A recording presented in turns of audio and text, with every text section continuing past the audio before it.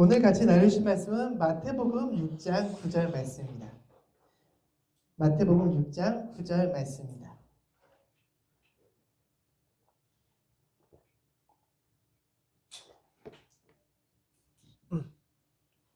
다 같이 합독하겠습니다. 그러므로 너희는 이렇게 기도하여라. 하늘에 계신 우리 아버지, 그 이름을 거룩하게 하여 주시며. 오늘은 우리가 7개의 간구 중에서 첫 번째 간구인 거룩에 대해서 이야기해 보려고 합니다.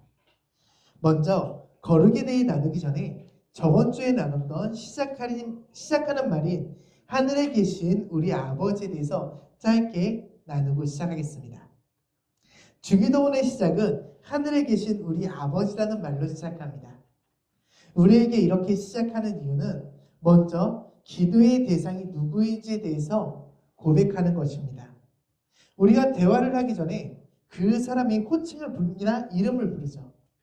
만약 내가 대화하려는 대상의 이름을 모른다거나 대화하려는 대상의 호칭을 부르기가 불편하다면 이름을 생략하고 부를 수 있겠지만 거의 대부분이 그 사람의 이름을 부르거나 호칭을 부르고 우리는 대화를 이어갑니다. 그렇듯이 예수님께서는 먼저 우리들에게 그 이름의 의미에 대해서 알려주셨습니다. 하나님과 나 사이는 어떠한 대상일까요? 예수님께서는 우리와 하나님의 관계가 매우 가까운 관계임을 알려주고 있습니다. 이것을 단 한마디로 정리하고 있는데요. 그것이 바로 하늘에 계신 우리 아버지라는 말입니다. 즉 하나님과 나는 아버지와 자녀의 관계입니다. 하늘에 계신 아버지는 이 땅에서 그 어떤 부모도 줄 수 없는 사랑을 자녀된 우리에게 주셨습니다. 하나님께서 보여주신 부모의 모습은 이 땅에서 우리가 생각하는 가장 이상적인 부모의 모습이었습니다. 여러분이 생각하는 부모의 모습은 어떻습니까? 우리가 경험한 아버지의 모습은 좀 엄할 수도 있고요. 항상 사랑만 주는 모습보다는 다른 모습도 많이 섞여 있겠죠. 근데 그런 모습들 내가 겪은 부모님 말고 이러한 부모님이 정말 이상적이겠다라고 생각하는 최고의 모습을 하나님께서는 우리에게 보여주셨습니다. 하나님께서는 자녀가 태어나기 전에 자녀가 성장할 수 있는 모든 것을 준비하셨습니다. 그리고 그 자녀를 위한 계획을 만들어주셨습니다. 하나님이 자녀를 위해 계획하신 일은 그 자녀를 무조건 이렇게 만들어가겠다는 것이 아니라 자유롭게 그 아이가 성장할 수 있게 하되 그 아이가 틀에서 어긋나서 잘못된 길로 가지 않을 수 있는 계획을 만들어 놓으신 것입니다. 하나님은 선하신 계획을 완성시켜 놓고 그 아이가 하나님의 안에서 올바로 선하게 자랄 수 있는 계획을 완성시키셨습니다. 부모님 안에서 살아가며 자유롭게 선택할 수 있게 하셨고 그 자유를 잃지 않고 기쁨으로써 행복하게 살아갈 수 있는 방법도 마련해 주셨습니다.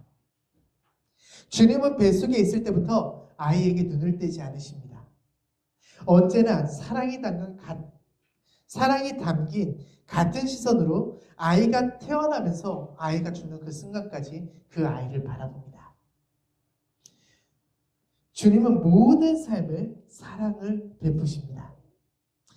아이에게 필요한 것을 제공하며 삶에서 부족한 것이 없이 채우시며 먹을 것, 입을 것, 쓸 것 채워주면서 그 아이의 삶을 이끄십니다. 주님이 베푸시는 모든 것의 기반은 사랑으로 이루어져 있습니다. 그뿐 아니라 아이가 잘못된 길로 가지 않도록 훈계하십니다. 그렇다고 아이의 죄된 모습을 무조건적으로 책망하시는 것이 아니라 죄를 지은 그 모습조차도 이해하시면서 사랑으로 감싸주신다고 말씀하십니다. 그리고 죄를 용서한 아이가 죄를 깨닫고 그 죄에서 돌아 나오면은 다시는 돌아보지 않고 그것에 대해서 생각하지 않고 이야기하지 않으신다고 말씀하십니다. 아이가 장성한 다음에는 그 아이를 상속자로 지정해서 가장 좋은 것을 물려주십니다. 주님은 자녀가 태어나서 죽는 그 순간까지 한없는 사랑을 베풀 뿐만 아니라 가장 좋은 것으로 채워주시는 분, 그리고 그 아이가 어긋난 길로 가지 않도록 늘 올바른 길로 인도해 주시는 분, 우리의 아버지는 그러한 아버지였습니다. 주님의 사랑은 자신이 사랑하고 원하는 모습대로 자녀를 끼워 맞추려고 하지 않습니다. 주님은 자녀에게 무조건적인 사랑을 베풀어 주시면서 그의 있는 모습 그대로를 인정해 주십니다. 무조건 이런 모습이 돼야 돼가 아니라 그의 있는 모습 그대로도 괜찮아. 너의 있는 모습 그대로 내가 너를 사랑해. 그러면서 주님께서는 안아주시고 그 자녀를 끊임없이 인정해주고 품어주십니다. 이러한 부모 밑에서 자란 아이가 어떻게 불확실한 미래를 가지고 살아가겠습니까? 아이는 모든 면에서 안정감을 느끼게 될 것이고 부모의 발자취를 스스로 따라가야겠다라고 생각할 것입니다. 누군가가 시켜서가 아니라 스스로 자신의 마음 깊은 곳에서 아버지의 사랑과 은혜를 통해 그 부모의 뒤를 밟아가는 것입니다. 그래서 우리는 주님을 아버지로 인정하고 받아들이는 자들로서 이렇게 고백할 수 있게 됩니다. 그 이름을 거룩하게 하여 주시며. 이것은 우리가 오늘 나눌 첫 번째 강구입니다. 이 고백은 내가 살아가는 동안 하나님께 받은 사랑과 은혜에 감격해 이루어지는 믿음의 고백입니다. 마르틴 루터 소교리 대교리 문답에 보면 강구를 기원이라고 표시를 하는데 이 기원은 어떠한 일이 이루어지기를 바라는 마음이라는 의미를 가지고 있습니다. 우리의 첫 번째 강구는 거룩하게 살아가는 것이 이루어지기를 바라는 마음을 고백하는 것입니다. 이 말을 다르게 표현하면 이렇게 됩니다. 하늘의 아버지, 오직 당신의 이름만 거룩히 드러나도록 우리를 도와주소서. 그럼 하나님의 이름만 거룩히 드러난다는 것은 어떠한 의미를 가지고 있을까요? 하나님의 이름은 그 자체만으로 이미 충분히 거룩합니다. 우리가 거룩히 여기지 않아도 거룩한 상태입니다. 그럼에도 예수님은 우리에게 거룩함에 대해 기도드리라고 가르치고 있습니다. 그 이유는 성도의 삶 가운데 하나님의 이름이 높아지기를 바라기 때문입니다. 성도의 삶에 거룩함이 나타나고 그 거룩함을 통해 아버지의 거룩함이 세상 가운데 드러나기를 원하시는 것입니다. 우리는 주님이 주신 거룩함을 통해 우리의 삶의 목적이 하나님을 높이고 영광 올려드리는 삶이 될 수 있어야 됩니다. 우리는 그 사실을 기억하면서 늘 주님과 더불어 살아가며 주님의 이름을 높일 수 있어야 됩니다. 처음 시작해서 말했듯이 우리는 하나님의 자녀입니다. 우리는 하나님의 자녀되는 칭호를 갖게 되었습니다. 그것은 자녀로서 주님과 함께 걸어간다는 것입니다. 하나님은 자녀에게 이 땅에 완벽한 부모의 모습을 보여주셨습니다. 그리고 이 삶이 거룩한 삶이라는 사실에 대해서 알려주셨습니다. 이 땅을 살아가는 하나님의 자녀는 하나님의 거룩한 삶을 닮아가야 합니다. 주님이 자녀에게 주신 첫 고난은 이 땅을 정복하고 다스리는 것입니다. 그리고 이 땅을 다스리고 통치하는 방향은 하나님의 선하신 방향입니다. 이 땅을 정복하고 다스리는 것에서만 집중하는 것이 아니라 이것을 우리는 어떻게 다스려야 되냐에 대해서 생각해 볼 수 있어야 되는데 여기서 선하신 방향이라는 것은 내 기준과 판단을 결정하는 것이 아닙니다. 요한복음 17장 17절에 보면 진리로 그들을 거룩하게 하여 주시옵소서. 아버지의 말씀은 진리입니다. 라고 우리에게 가르치고 있습니다. 이것은 내 기준과 판단이 아니라 주님이 정해주신 이 말씀을 기준으로서 살아가야 된다는 것입니다. 우리는 진리를 참된 이치라고 말합니다. 이 참된 이치라는 말은 반드시 그렇게 되며 변하지 않은 절대성을 가진 것이라는 말입니다. 삶을 살아가면서 절대성을 가지고 변하지 않는 것은 무엇일까요? 이 땅이 존재하는 순간부터 지금까지 절대로 변하지 않는 것.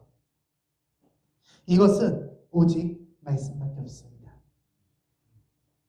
이 땅의 유일한 진리, 하나님께서 정하신 선의 기준, 말씀을 따라서 살아가는 것이 우리 성도의 삶이 되어야 됩니다.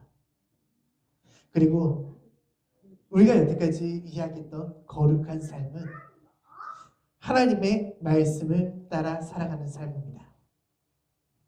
내가 거룩한 삶을 살아가는 이유는 내 삶을 통해 주님의 이름이 존귀하게 여겨지기 때문입니다.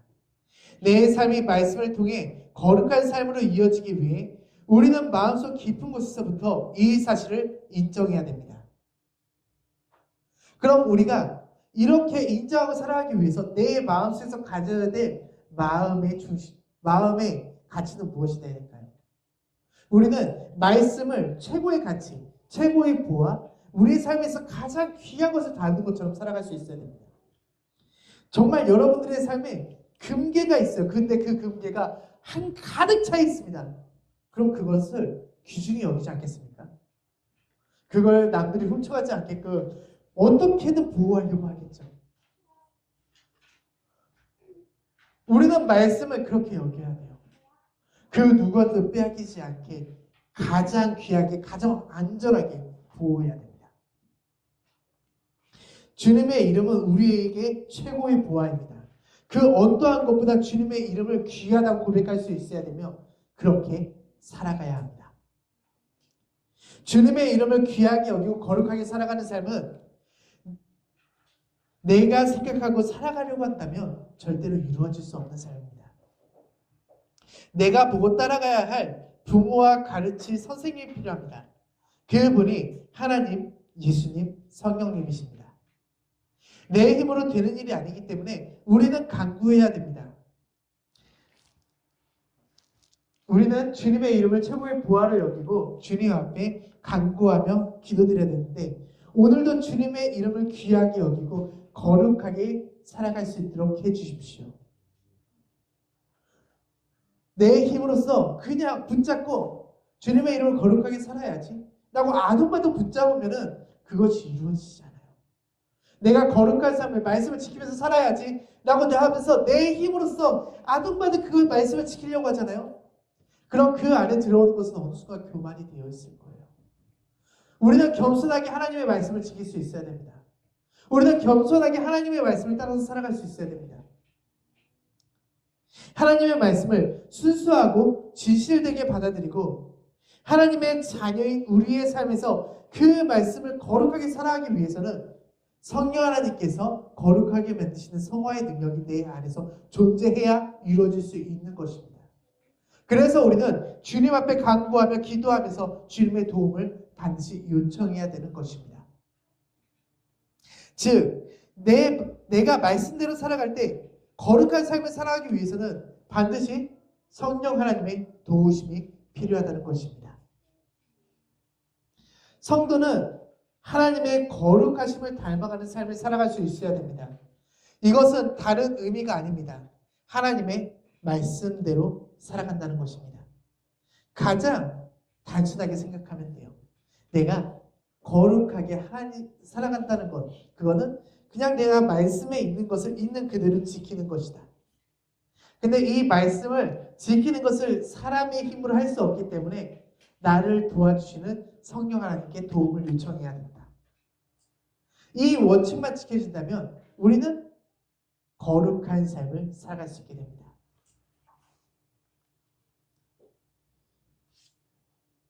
죄인을 위해서 첫 번째 보혜사로 예수님께서 이 땅에 내려오셨습니다. 이 땅에서 십자가의 은혜를 통해 우리를 돌보시고 십자가의 은혜를 통해서 우리에게 구원을 허락하셨습니다. 그리고 우리를 돌보시고 보좌 옆에서 우리를 위해서 끊임없이 간구하고 계십니다.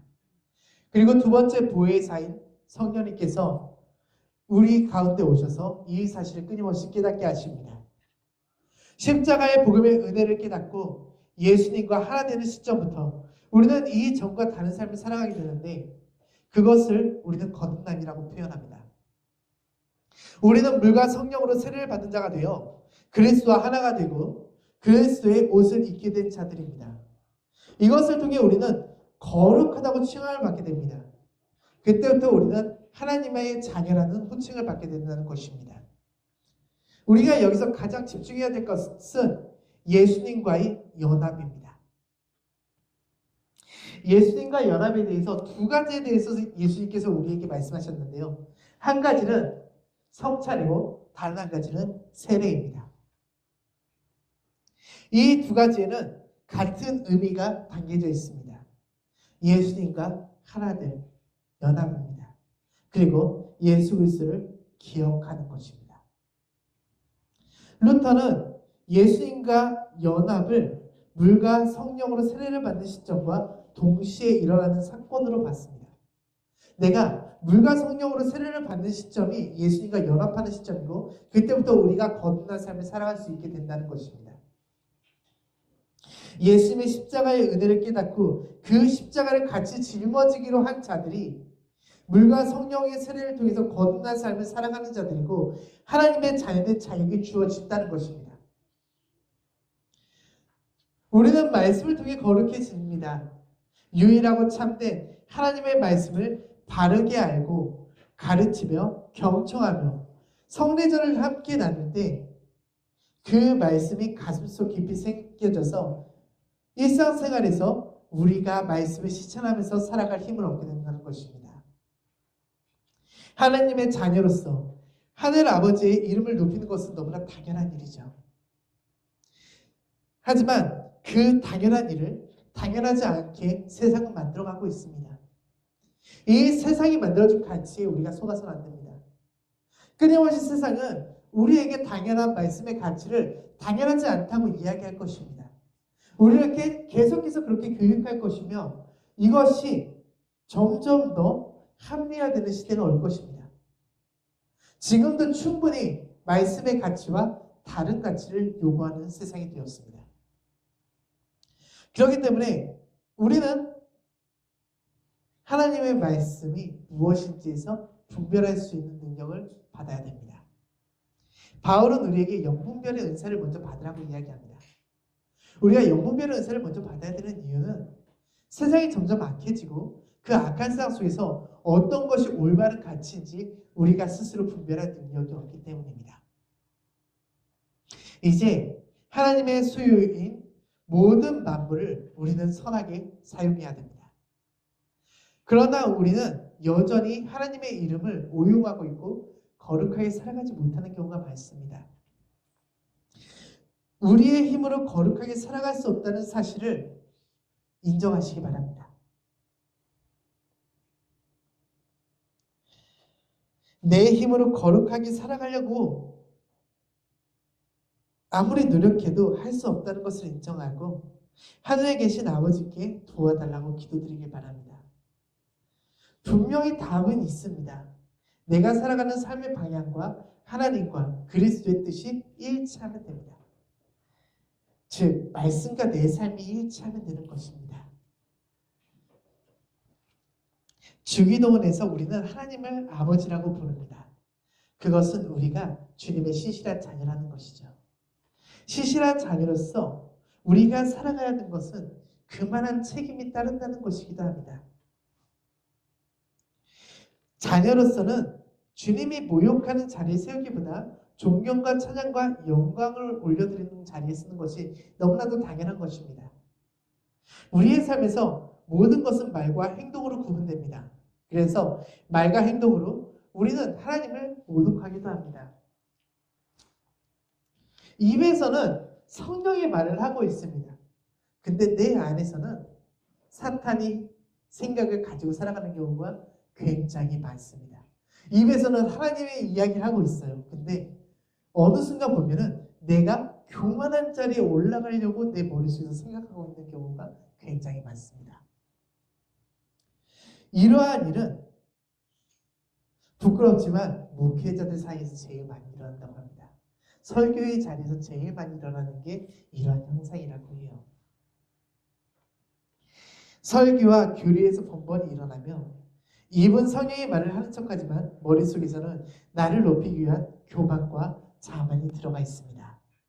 또 맹세와 저주 혹은 주문을 읊조리며 자기의 수치를 감추기 위해서 하나님의 이름을 오용하는 경우도 해당됩니다.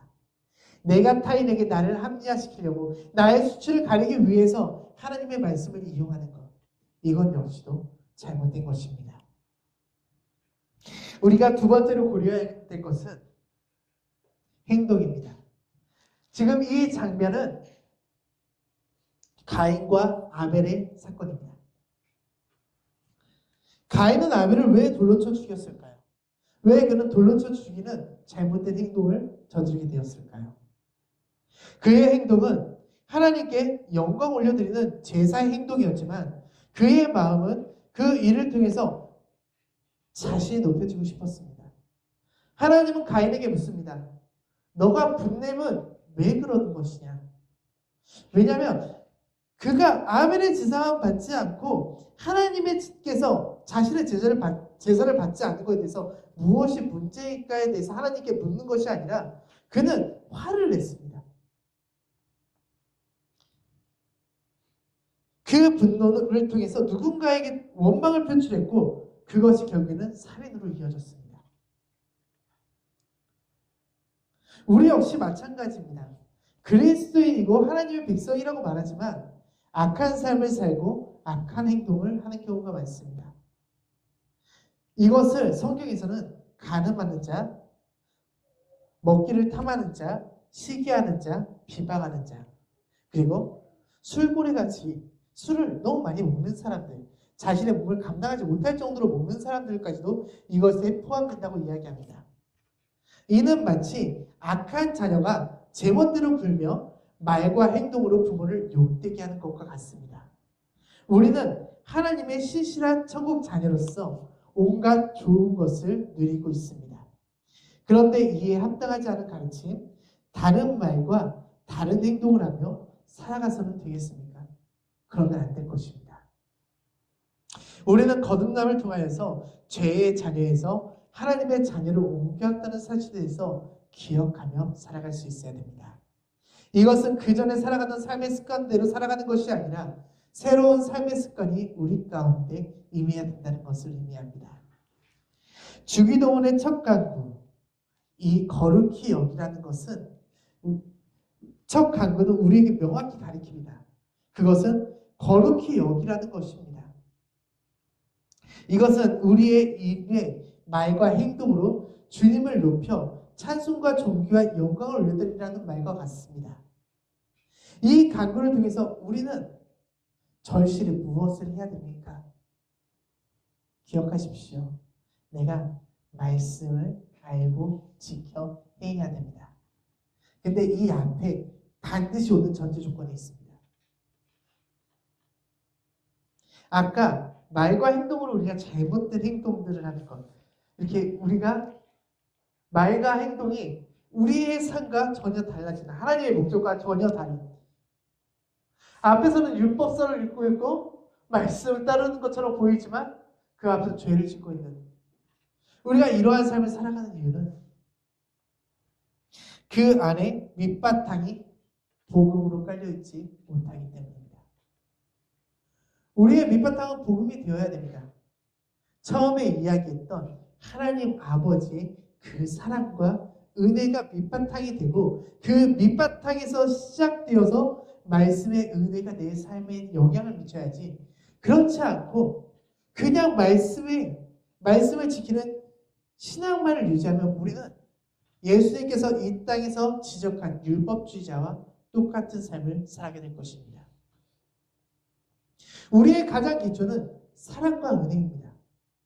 그 사랑과 은혜가 없이는 내가 지키는 모든 말씀, 내가 드리는 모든 기도는 주님께서 받지 않는 기도가 될 수 있습니다. 예수님께서 세리와 바리새인의 기도를 보면서 무엇이라고 말씀하십니까? 그 바리새인의 기도는 아버지께서 기뻐하지 않는다고 하십니다. 그 말은 아버지께서 그 기도를 받지 않으신다는 것입니다. 왜 기뻐하지 않으실까요? 왜 받지 않으실까요? 그 안에 하나님을 향한 사랑과 은혜는 없이 주원처럼 읊조리는 기도였기 때문입니다. 자신을 나타내기 위한 기도였기 때문입니다. 우리가 나를 나타내지 않고 내 안에 있는 교만을 꺾기 위해서는 하나님의 사랑이 내 안에 먼저 가득히 자리 잡아야 됩니다. 여러분들 하나님이 나를 사랑함을 믿습니까? 여러분들은 삶에서 매일같이 하나님께서 정말로 나를 사랑하시는구나 라고 생각하십니까? 우리는 매일같이 하나님의 사랑을 느낄 수 있어야 돼요. 이것이 매일같이가 됐다가 나중에는 매 순간 매 초가 되어야 됩니다. 내가 살아가는 모든 순간순간마다 하나님께서 나를 정말 사랑하시는구나. 내가 숨쉬는 그 순간조차도 주님께서 나를 정말로 사랑하셔서 내가 이렇게 살아 숨쉴 수가 있구나 라고 고백할 수 있어야 됩니다. 그래야 우리가 하나님께 존경하고 존중하고 찬양드리고 영광 올려드리는 그 모든 행동이 의미가 있어집니다. 이 밑바탕 복음이 없으면 내가 하는 모든 것들이 의미가 없어진다는 것을 생각하십시오.